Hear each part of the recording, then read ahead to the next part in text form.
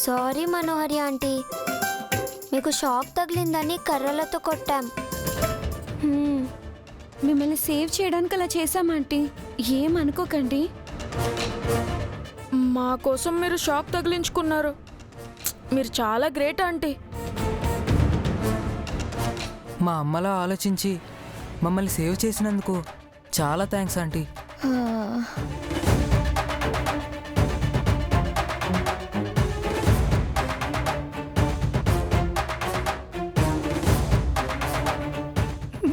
ఏంటి మనోహరి ఇలా జరిగింది? మనం ఒకటి అనుకుంటే ఇంకోటి అయింది. అంతా ఈ యాదవ వల్ల మిస్సమ్మా. తను టైంకు స్విచ్ ఆఫ్ చేసుంటే ఇలా జరుగుండేదే కాదు.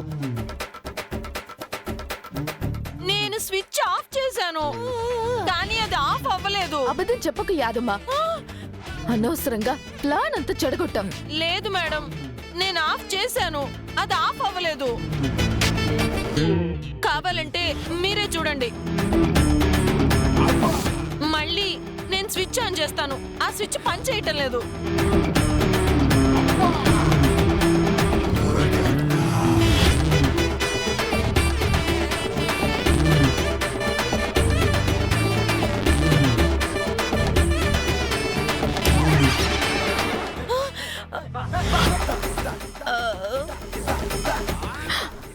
చూసా మనోహరి,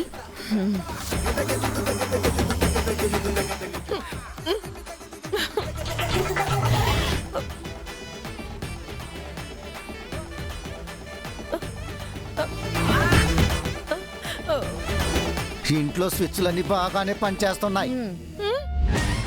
నీ మెదడే సరిగ్గా పని చేయడం లేదు.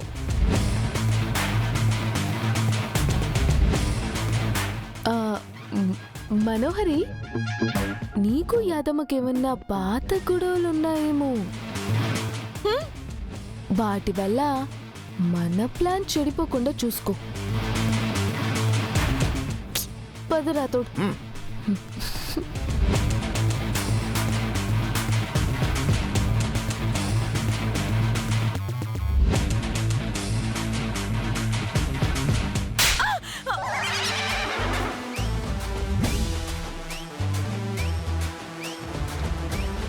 కావాలని చేస్తుంది నువ్వు. టైంకి స్విచ్ ఆఫ్ చేయకుండా బంగారం లాంటి ప్లాన్ ని స్పాయిల్ చేసింది చాలక అమర్కి బదులు నువ్వు నాకు బ్రీత్ ఇస్తావా?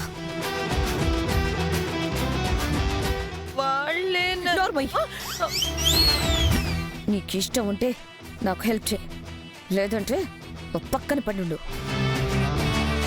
అంతేగాని నా ప్లాన్లు చెడగొట్టుకో.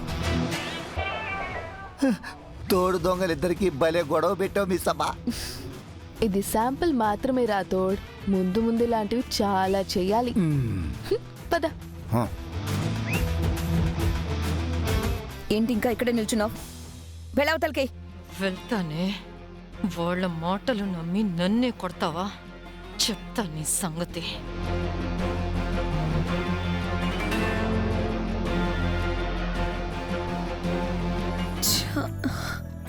బంగారం లాంటి ప్లాన్ మిస్ అయిపోయింది.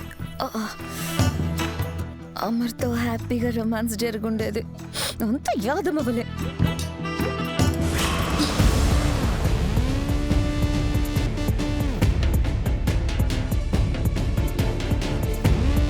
సార్, అర్జెంటుగా రమ్మని ఫోన్ చేశారు sir. Is anything serious sir? Yes Amarendra, సిటీలోకి ఒక కొత్త టెర్రరిస్ట్ గ్యాంగ్ వచ్చిందని ఇంటెలిజెన్స్ వాళ్ళు రిపోర్ట్ ఇచ్చారు అమరేంద్ర.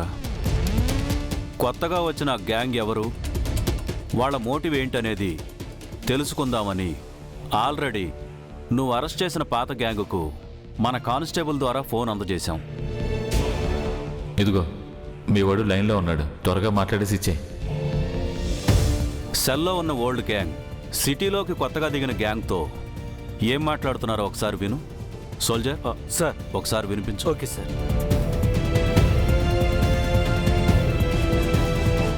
మిమ్మల్ని ఎవరైతే లోపల వేశారో ఆ అమరేంద్రే మిమ్మల్ని బయటికి తీసుకొచ్చేలా చేయబోతున్నాను. అమరేంద్ర ఫ్యామిలీని అడ్డు పెట్టుకుని వాడిని దెబ్బ కొట్టబోతున్నాను. ఈ ఈసారి మనం చేయబోయే పని పోలీసులకి ఆర్మీ వాళ్ళకి పెద్ద గుణపాఠం నేర్పుతుంది.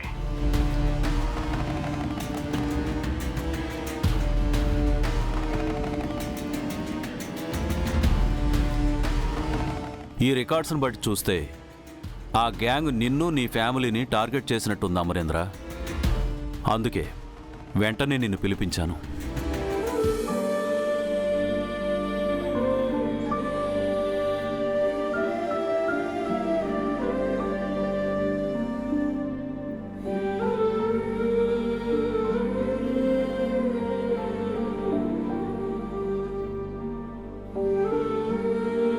But you don't worry Amar, జాగ్రత్తగా ఉంటారని ముందే చెప్తున్నాను.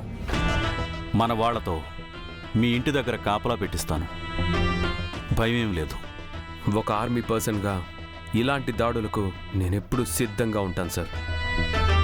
కానీ వాళ్ళు నా ఫ్యామిలీని టార్గెట్ చేయడం ఏంటి? నీకు తెలియంది ఏముంది అమర్, డైరెక్ట్గా పోరాడలేని పిరికి పందలు.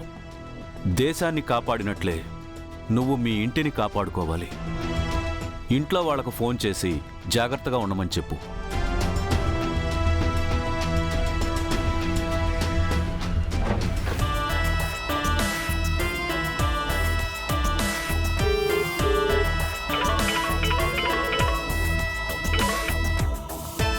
చెప్పండి సార్.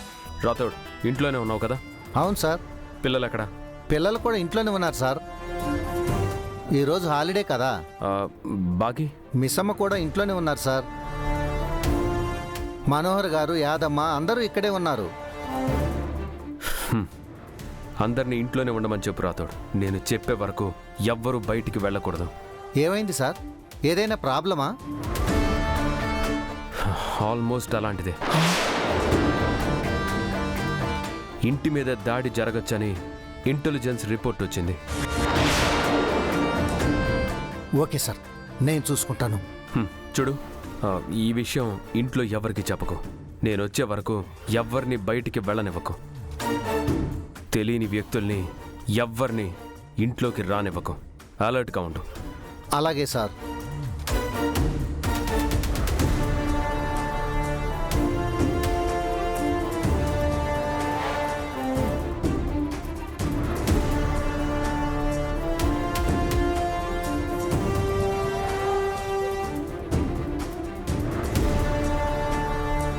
ఏమైంది రాథోడ్? ఏమైనా ప్రాబ్లమా? ఏమీ లేదు మిస్సమ్మ. మా ఆర్మీ డ్యూటీస్లో ఇది రొటీన్ కేరింగ్ మాత్రమే. లేదు రాథోడ్, ఆయన ఫోన్ చేసి చెప్పారంటే ఏదో సీరియస్ విషయం అయి ఉంటుంది. సీరియస్ ఇష్యూనా? ఏంటి బగ్గి? ఏమి లేదండి, సార్ వచ్చేంతవరకు మీరెవరు ఇంట్లోంచి బయటికి వెళ్ళకూడదు.